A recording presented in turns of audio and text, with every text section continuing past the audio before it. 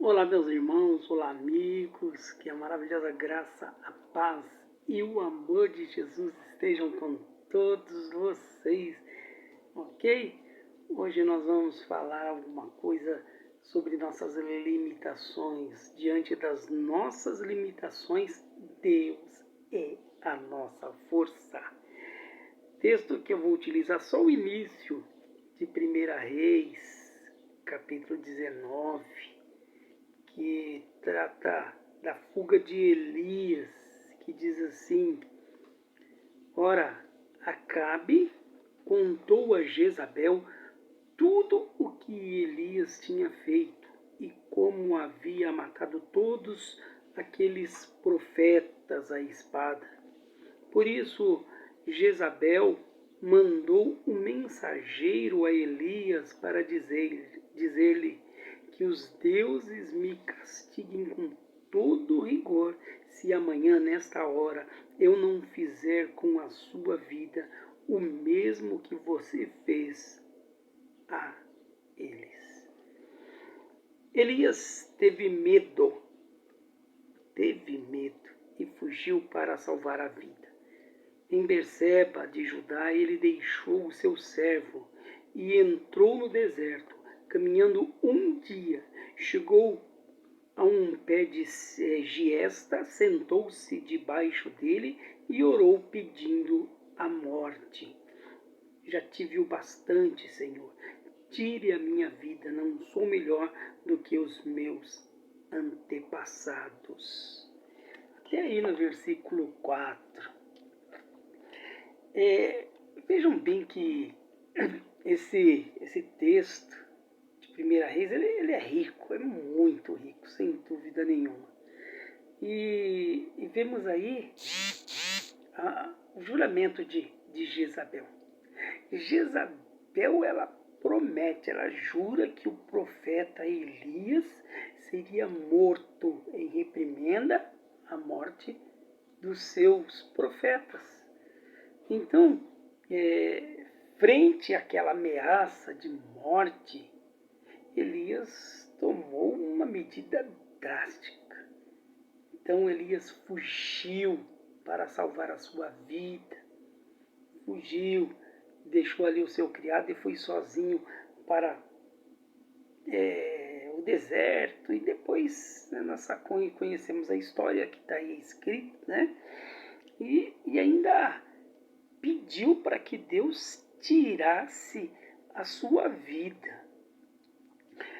Então, mesmo em fuga, né, fugindo daquela situação, escondido em uma caverna, vejam bem, olha, notem aí, escondido numa caverna, Elias ali se encontrava amedrontado, ele estava abatido, ele estava sem forças para enfrentar toda aquela situação, todo aquele desafio que ele estava ali enfrentando. Então, a gente percebe, sem dúvida nenhuma, que Elias era um homem em crise. Naquele momento, ele era um homem em crise. Ele era um homem deprimido, desacreditado. E ele pensava assim, meu fardo está pesado demais, ele não aguentava. A experiência de Elias naquela caverna nos serve de exemplo. Exemplo que muitas vezes nós também nos escondemos em nossas cavernas. Muitas vezes, diante de situações, de problemas, nós nos vemos despreparados, somos frágeis, somos precipitados. Diferente de Deus. O Deus Todo-Poderoso, ele é imutável. E aí nós não conseguimos enxergar a situação, mas Deus enxerga além das situações que nos geram medo. Então, outra coisa que eu quero citar nesse texto, e é uma coisa que acontece frequentemente, gente, são as palavras destrutivas da rainha Jezabel. Aquelas palavras alcançaram o coração de Elias. Aí é que morre o perigo. Muitas vezes palavras, tá? Mas para as mulheres, né? Mas eu estou falando no modo geral, porque muitas vezes falam as coisas, entra por aqui e sai por aqui, mas tem muita coisa que entra aqui e vai para cá, para o coração. E foi isso que aconteceu com Elias. As palavras destrutivas de Jezabel foram direto ao seu coração.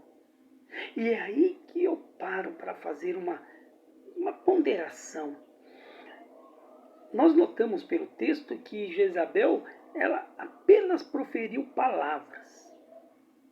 Mas essas palavras tomaram aí proporções gigantescas. Então é assim, né?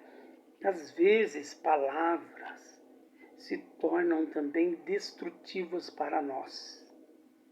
São tão destruidoras que fugimos para a nossa caverna. E tá cheio de gente fugindo. Não consegue ouvir uma palavra diferente.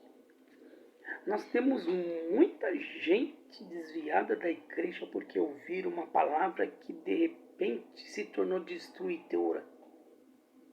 E nós ouvimos também palavras: oh, você não consegue, você não tem capacidade, você não vai dar certo, você não chega lá. E nós acreditamos e nos apequenamos diante dessa situação. Ah, você não tem condições, a gente acredita e se enfia na nossa caverna. Muita gente dentro da caverna. Muita gente dentro de caverna. Às vezes até dentro da igreja. Está na igreja, mas está dentro da sua caverna. Abriu mão de tudo. Mas é aí que está o texto. Deus, o Senhor Deus foi ao encontro de Elias. E não levou em consideração suas desculpas, os seus lamentos. O Senhor tinha novos planos para Elias.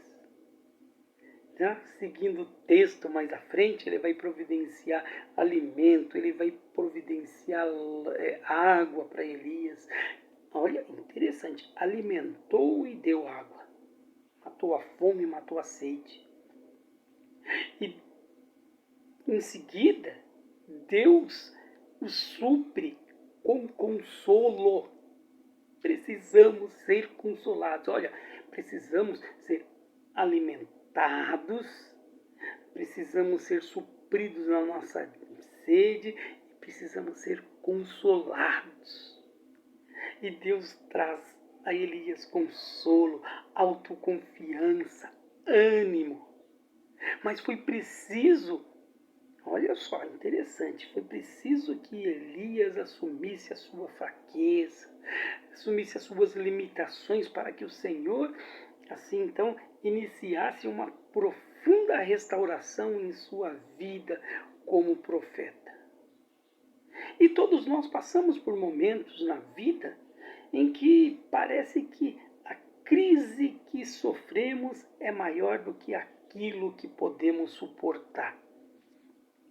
Lutas, olha gente, lutas, adversidades, angústias, ansiedades e tudo isso proveniente de enfermidades, de conflitos na família, de crises no trabalho. E essas coisas constantemente nos destroem, tentando aí de toda forma fazer com que a gente se sinta sem ânimo para continuar na labuta da vida. Na verdade, muita coisa tenta nos tirar do eixo. Então, não são poucas as vezes que somos tentados a achar que não existe solução para os problemas da vida, os problemas da existência. Então são situações como essas que nos estressam, né? São situações que se apoderam dos nossos sentimentos, fazendo com que a gente tenha o desejo de desistir de tudo e muitas vezes desistir da vida. Eu vou repetir aquilo que eu já falei um pouquinho atrás, muita gente enfiada na caverna, muita gente que está na caverna e não quer mais nada. Então, somente quando o nosso Deus apresenta novos sentimentos a partir da visão dele, é aí que conseguimos nos mover, né, para novas conquistas. Então, diante das nossas limitações, Deus é a nossa força. E às vezes nós vamos nos sentir assim, abatidos, acuados, com medo. Isso aí é normal do ser humano. Algumas vezes nós vamos fugir mesmo, mas não podemos fugir para sempre. Não podemos fugir a vida inteira. Uma hora nós temos que enfrentar. E enfrentemos com o Senhor adiante de todos nós, ok? Se você está na sua caverna, hoje é tempo de você sair dessa caverna. O Senhor está te chamando.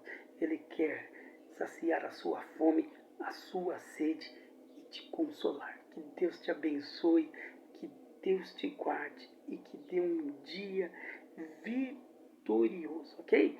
Fique na paz e na graça de Cristo Jesus, o Senhor. Amém.